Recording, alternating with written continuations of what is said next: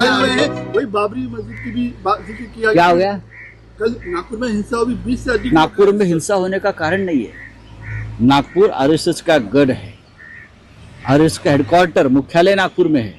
वहाँ मोहनराव भागवत जी बैठते हैं। पूरा हिंदुत्व का प्रखर हिंदुत्व का कुंबा वहाँ बैठते हैं।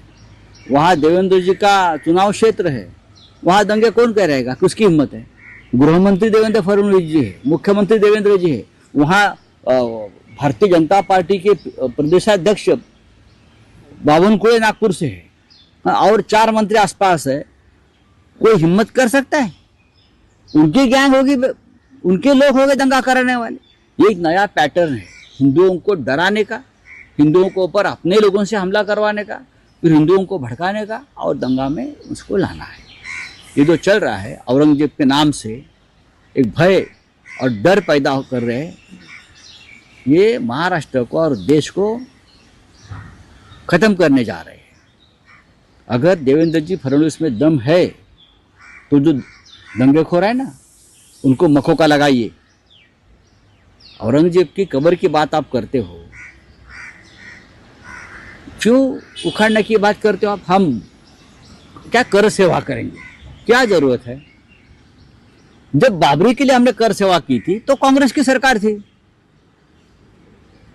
राष्ट्रपति कांग्रेस के थे, प्रधानमंत्री कांग्रेस के थे। अब तो आपकी सरकार है ना महाराष्ट्र में और दिल्ली में, तो कर सेवा की जरूरत क्या है?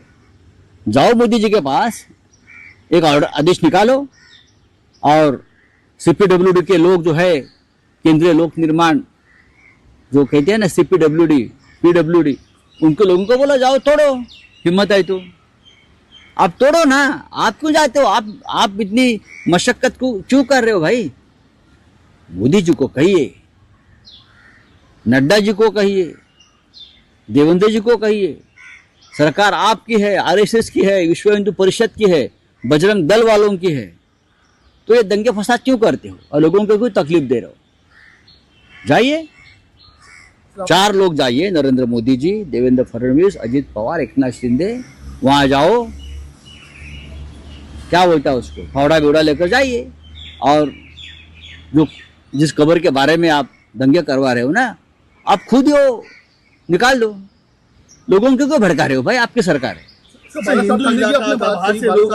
बाला साहब ठाकरे की बात ये लोग कर रहे हैं, औरंगजेब और इसके बाद बाला साहब ठाकरे ने एक ही कहा था, हमारा मतलब, हमारा जो एक ध्येय है वो सिर्फ अयोध्या में राम मंदिर बनाना है और अगर बाबरी उसकी आड़ आ रही है तो हम बाबरी को हटाएंगे। और हमारा एक ही मस्जिद से झगड़ा है, एक ही कब्र से झगड़ा है और कोई बात हमारे मन में नहीं है। ये बाला साहब ठाकरे जी ने कहा था, हमारा कोई झगड़ा नहीं, हमारा झगड़ा बाबरी से है, हम बाबरी को हटाएंगे। बाला साहब जी ने करके दिखाया। अब तो ये बाला साहब के नाम पर कुछ भी करते हो, बाला साहब को बदनाम कर रहे हो, शिवाजी महाराज को बदनाम करते हैं, ये संभाजी महाराज को बदनाम करे। उनकी एक नीति है, ये लोगों की आरएसएस और भाजपा की विचारधारा है, शिवाजी महाराज उनके हीरो कभी नहीं रहे। इसीलिए विलन को पहले खत्म करो। औरंगजेब, अफजल खान, ये विलन है ना, विलन को खत्म करने के बाद हीरो का कोई महत्व नहीं रहता। तो हीरो को खत्म करने की साजिश है। Thank you.